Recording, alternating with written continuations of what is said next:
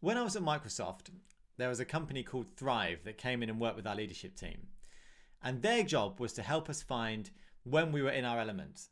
So they had these weird and wonderful techniques to assess things like our heart rate, etc. But their aim was to find out when are we at our most productive and at our happiest at work.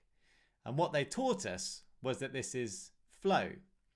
And the idea was that if you found flow and understood what you were doing when you were in flow, you could be more intentional about the work you were doing and being in that kind of happier, more productive state more often.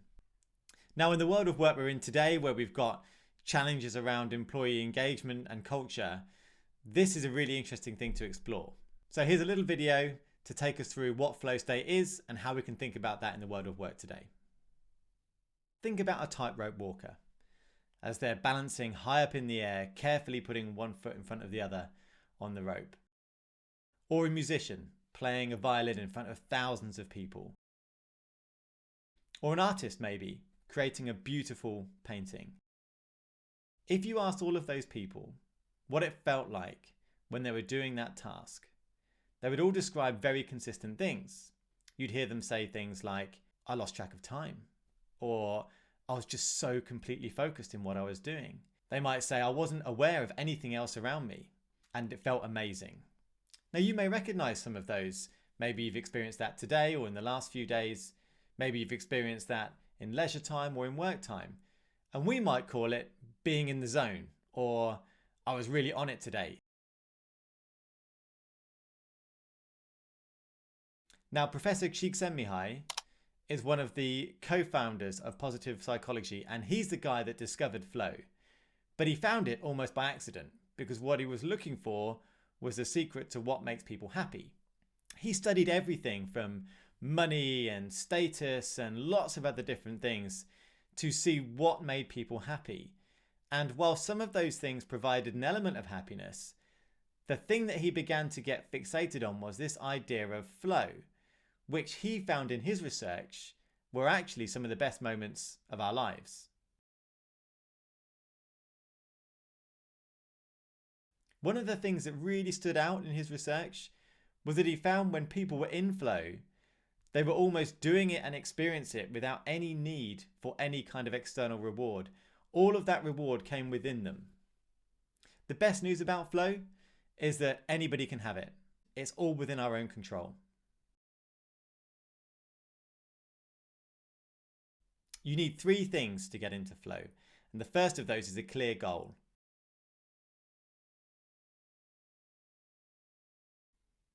You need to be able to focus on one thing. You need to understand exactly what that is, what you're trying to achieve. And what this will do is it will help your brain to block out all the other things going on around it and allocate the right amount of attention to that task.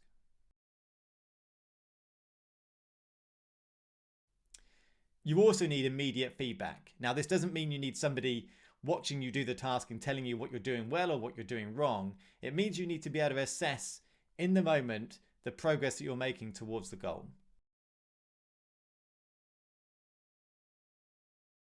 The third thing you need is the balance between skill and challenge.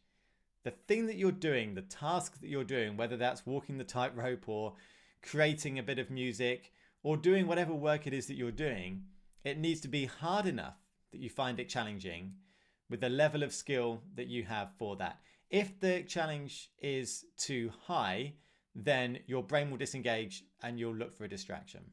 If the challenge is too low, you'll become bored and again, your brain will look for a distraction. The key thing here is attention. Your brain has a finite amount of attention that it can allocate to tasks at any one time. Every second, your brain can process up to 11 million bits of information. But our conscious minds, which is what we pay attention to, that can only cope with 120 bits per second.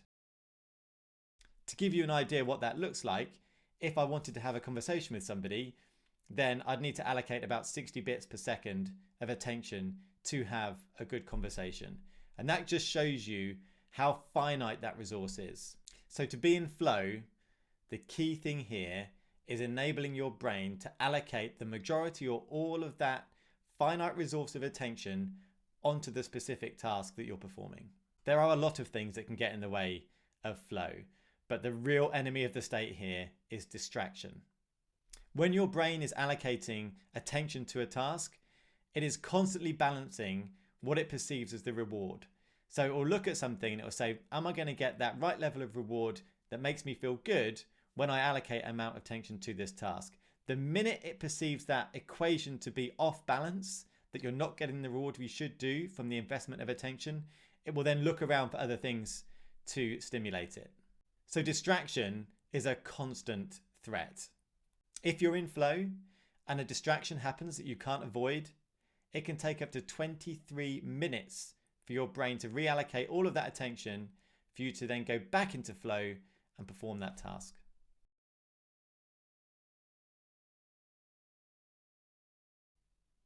The first, I think, is to realize that flow is a real benefit to both your people and your business. Your people will feel happier when they're achieving flow state in greater frequency and for longer durations whilst at work. And your business will benefit because that will increase things like productivity and innovation. Their output will be far greater as a result. So things like some education and awareness of what flow state is are really important, and also to help people understand what it's not. So for example, it doesn't mean that people should sit on their own in isolation, detached from communication all day and try and find this state of flow for every single task that they're performing.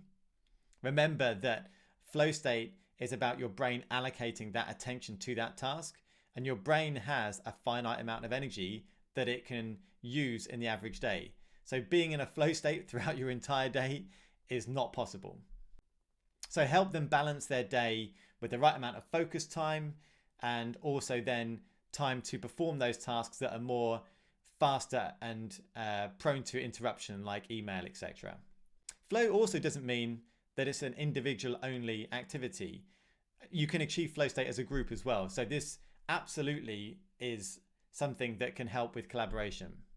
The second is all around motivation. What Professor Csikszentmihalyi found was that when people were in flow, the task that they were doing was giving them a sense of reward within themselves. It wasn't necessarily related to a bonus or a promotion or any kind of other external reward. And that's called intrinsic motivation. Some of the best work I've seen on intrinsic motivation was by Daniel Pink. And he looked at the 3 things you need to find that intrinsic motivation, that thing within yourself that makes you feel like you want to perform the task for your own sense of reward. Those 3 things were mastery of the task. So back to, do you have the right skills for the challenge that you've got? Autonomy to do it, and an understanding of the purpose. Now there are enemies to this intrinsic motivation. Things like micromanagement, setting targets and goals without any context as to the wider purpose, the wider benefits to the organization of the task that people are doing, and also just not correctly allocating work to people with the right skills to do the task.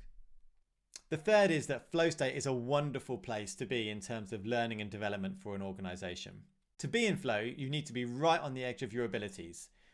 If the task that you're setting somebody is slightly too hard for the skills they have, then that might put them in this arousal state where they're really engaged and interested in it, but they need to develop their skills to move into this state of flow, which is where they'll be their happiest, and therefore they'll want to develop their skills to get there. Or maybe you've got somebody that is highly skilled in the task, but maybe the task you've set doesn't have the stretch that they need to find that flow state. And maybe enabling them to come back to you and say, right, I really want to take on a bit more responsibility here with this task.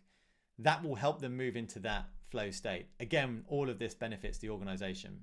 So if you can have people operating in this top 3 areas, then that hugely benefits the organization. It means people feel more engaged with their work, and that they will seek to learn and acquire new skills to edge themselves and nudge themselves into this flow state, which, remember, is the state where they will be happiest. So thank you for watching. If you'd like to see more content like this, then please like and subscribe. Thank you.